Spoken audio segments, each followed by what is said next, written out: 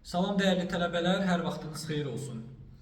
Bugün fevral ayının 4-üdür, artıq qəbul imtahanına tam 11 gün qalıb və bu 11 gün ərzində nələr etmək lazımdır, nələri etmək lazım deyil. Bu videoda bir balaca sizlərlə bu barədə danışmaq istəyirəm. Ümumiyyətlə, son vaxtlarda görürəm ki, tələbələr əyani dərslərdə və yaxud da fərqi yoxdur, bazar günü olan imtahanlarda sınavlar işləyən zaman bəzi xətalara yol verirlər və bu xətaların nələrdən əmələ gəldiyini araşdıranda başa düşürəm ki, bunların bir çoxu diqqət, həyəcan səhvləri olmuş olur. Və mən bunu izləyən hər kəsə tövsiyə edirəm ki, əlbəttə sizin həyəcanınızı, sizin o gərginliyinizi başa düşürəm. Bu çox normaldır. Niyə görə? Çünki aylardır əziyyət çəkənlər var aranızda və yaxud da yəqin ki, günlərdir də belə deyək, əziyyət çəkənlər var, aylardır da əziyyət çəkən var. Hətta ola bilsin ki, təkrar ikinci, üçüncü dəfə imtahan verəcək olacaq tələbələrimiz də var. Məqsədimiz budur ki, sizlərə müəyyən dərəcədə olsa bəzi şeyləri doğruluğu ilə çatdıraq. Məsələn, ən böyük şayələrdən biri nədir? İmtahan yaxınlaşdıqca, bilmirəm, bəzi müəllimlər tərəfindən və yaxud da tələbələr arasında belə bir şey yayılır ki, birinci imtahan çətin, ikinci imtahan asan olur. Və yaxud da birinci imtahan asan, ikinci imtahan çətin olur. Baxın, bu qeyd olunan şeylərin qətiyyən reallıqla hər hansısa bir əlaqəsi yoxdur. Birinci bunu deyim. Ay birinci imtahan çətin olacaq, hazırlaşmayayım, ikinciyə hazırlaşaram və yaxud da birinci asan olur. Belə bir şeyin qətiyyən reallıqla əlaqəsi yoxdur. Dövlət İmtahan Mərkəzi konkret olaraq hər imtahanda müəyyən sayda asan, müəyyən sayda orta və müəyyən sayda çətin sualları salır. Və illər də bunu göstərir ki, ballar da bunu göstərir ki, 2024-cü illə 2025-ci ilin qəbul balları arasında ciddi bir fərq yoxdur. Bu nə deməkdir? Bu o deməkdir ki, artıq son 2 ildə, yəni son 2 ildə deyəndə son 4 qəbul imtahanında düşən sualların səviyyəsi artıq bir normal bir vəziyyətə gəlib. Yəni etalon bir vəziyyətə gəlib. Odur ki, əgər siz də son 10 gün ərzində, hətta son 11 gün deyək, bu gün 4-dür, 15 imtahandır. Son 11 gün ərzində söhbət məntiqdən gedirsə, nə isə işləmək istəyirsinizsə, mütləq sizə tövsiyə edirəm ki, son 4 imtahan, qəbul imtahanlarının son 4-ündə düşmüş sualları mütləq məntiqdən işləyin ki, həqiqətən də vəziyyətinizin nə olduğunu biləsiniz.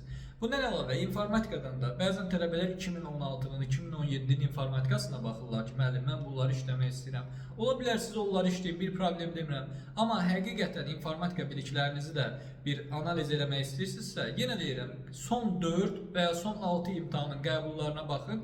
Əgər siz bunları yaxşı bir səviyyədə bilirsinizsə, bu o deməkdir ki, bəli, müəyyən artıq biliyə maliksiniz. Bundan əlavə, dərslər bir kənara qalsın, yəni dərslər artıq öz axarında məncə sizlərdə də gedir. Ən çox məni narahat edən məsələlərdən biri nədir? Tələbələrin son zamanlarda olduqca lazımından artıq həyəcanlı olması və həmçinin gərgin olması. Bu nəyə belə deyək ki, yansıyır? Tələbələr əyani sınaqlarda, bazar günü keçirilən sınaqlarda mən diqqətlə onların nəticələrinə baxıram. Hansı ki, mənim gözləntimin və hər zaman da yaxşı bir bal toplayan tələbədə bir balaca gərginlik görürəm, həyəcan görürəm. O da onun diqqət səhvləri, hesablama səhvləri eləməyinə gətirib çıxarır. Əlbəttə, mən burada qeyd eləmirəm ki, siz həyəcanlanmayın və yaxud siz, məsələn deyirəm, emosional hissləri keçirməyin. Təbii ki, bunu mənim deməyim çox, belə deyək, asan olar. Çünki mən imtahan verməyəcəm. Hər hansısa mənim, belə deyək, üzərimdə bir məsuliyyət, tələbə kimi üzərimdə məsuliyyət yoxdur əlbəttə. Amma siz bunları əlbəttə ki, həyəcanınızı, yəni bir formada yenməlisiniz. Mən qətiyyən demirəm ki, həyəcanı sıfır gedir. Belə bir şey mümkün deyil. Yəni sizin qarşınıza test qoyulsa, qoyulana qədər həyəcanınız olur. Hətta qoyulandan sonra da nisbətən də olsa qalır. Amma məsələ budur ki, biz həyəcanımızı artıq idarə etməyi bacarmalıyıq. Tələbələrin bəziləri elə düşünür ki, qəbul imtahanında düşən sualların hamısı çətin olur. Ay müəllim, bu hamısı çətin olacaq, yaza bilməyəcəyik. Bəziləri də düşünür ki, asan olacaq. Deyir müəllim, narahat olmayın, yazacağam. Hələ bir mənimlə də narahat olmayın deyirlər ki, yəni müəllim yazacağıq da siz narahat olmayın. Əslində mənim narahatçılığım orada düşən suallarda yox, tələbələrin bir qisminin həyəcanlı və gərgin olmasıdır ki, mən inanıram ki, tələbələr, yəni hər biriniz, bu videoya baxan hər bir şəxs orada özünün əziyyət, zəhmət çəkdiyi qədər məntiq işləyə bilər və ya informatika işləyə bilər. Yetər ki, həyəcanlanmayın. Yəni həyəcanlanmayın desəm biraz lap da belə düzgün səslənməz. Həyəcanınızı idarə edin. Bu aralar, yəni son 10 gündə çalışın sizi həvəsdən sala biləcək. sizə mənfi enerji ötürə biləcək dostlarınızdan, yaxınlarınızdan, ətrafdakı insanlardan uzaq dayanın. Çünki mən bəzi artıq qruplarda bəzi tələbələri həqiqətən də dırnaq içində deyim, danlamışam. Niyə görə? Çünki bəzi tələbələr özləri hər şeydən şikayətçidir. Ay müəllim, imtahan çətin olacaq, mən toplaya bilməyəcəm deyib, ətrafındakı digər şəxsləri də artıq bir növ həmin o virus deyək də, virusa yoluxdurmuş olur.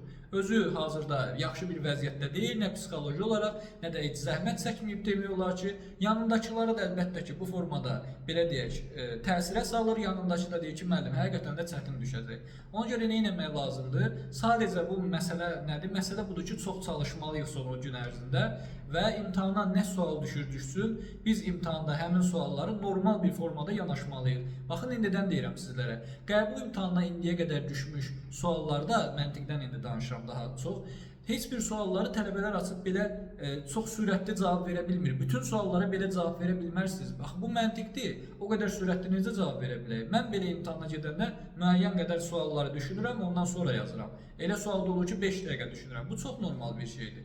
Ona görə nə etmək lazımdır? Sadəcə diqqətimizi özümüzə ayırmalıyıq, çalışmalıyıq. Bu elə son demək deyil, yəni birinci cəhd imtahanıdır. Ən azından nisbətən həyəcanınızı bunu nəzərdə tutub sakitləşdirə bilərsiniz. Mənə elə gəlir ki, bu hissəsi çox önəmlidir. Mənə elə gəlir ki, tələbələrin artıq biliyindən daha çox onların imtahana psixoloji hazırlığı burada önəmli rol oynayacaq. Çünki yenə deyirəm, bilikdən də önəmli olan imtahana bizim özümüzü psixoloji cəhətdən necə hazırlamağımızdır ki, yəni əlbəttə ki, bu ən önəmli məsələdir. Tələbə var imtahana ruh düşkünlüyü ilə gedir, yəni yaza biləcəyi sualı belə onda yazmayacaq. Yox, biz normal bir vəziyyətdə getsək, son xüsusilə 2 gündə normal formada yuxunuzu alın. İndi mən bu barədə də video çəkəcəm. Yəni son 5 gündə, 6 gündə nələr etmək lazımdır. Ən azından sizə bunları deyim ki, son 10 gündə nə etməlisiniz? Sadəcə çoxlu çalışmaq lazımdır.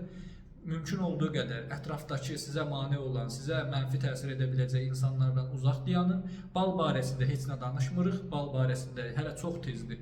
Hələ birinci imtahan olmayıb, uşaqlar balları soruşur, keçid ballarını soruşur. O ballar keçən ilin ballarıdır. Hələ bu ilin ballarını siz təyin edəcək, sizin ballarınız təyin edəcək. Ona görə ballar barəsində danışmayın. Daha sonra nə barəsində danışmayın? Bundan əlavə nəyə demək istəyirəm? Bundan əlavə başqa da məsələn məntiqdən, informatikadan deyirlər ki, müəllim, nə qədər asan, nə qədər çətin düşəcək. Qeyd etdiyim kimi, bunun çətin və ya asan düşməsini ümumilikdə heç bir qəbul imtahanı nə asan olub, nə çətin olub. Ortabab suallar da olur, çətin suallar da olur, asan suallar da olur. Yəni bir növ buna özünüzü hazır hiss eləyin. Yoxsa müəllim, getdim imtahanda suallara vaxt çatdıra bilmədim. Yəni bu artıq başqa məsələdir. Bu artıq sənin belə deyək ki, vaxtı idarə edə bilməməyinin nəticəsidir. Ola bilər bəlkə də sən biliklisən, bəlkə də sən sualları tapa bilərdin, amma sən vaxtı idarə edə bilməmisən. Ona görə nə edirik? Həm də vaxtı idarə etmək üçün özümüzə bir plan seçirik. Amma ən əsas məsələlərdən biri nədir? Psixoloji olaraq qəbul imtahanına yaxşı bir vəziyyətdə getməliyik. Əks halda bu öz təsirini bizə göstərəcək. Odur ki, mən hər birinizə inanıram. Son 10 gün qalıb. Zəhmət çəkəcəyik, yenə yaxşı bir şəkildə hazırlaşacağıq və canlı yayımlarımız, videolarımız da davam edəcək. Sizlərə mümkün olduğu qədər köməklik eləməyə çalışacağam. Hər birinizə uğurlar, görüşərik.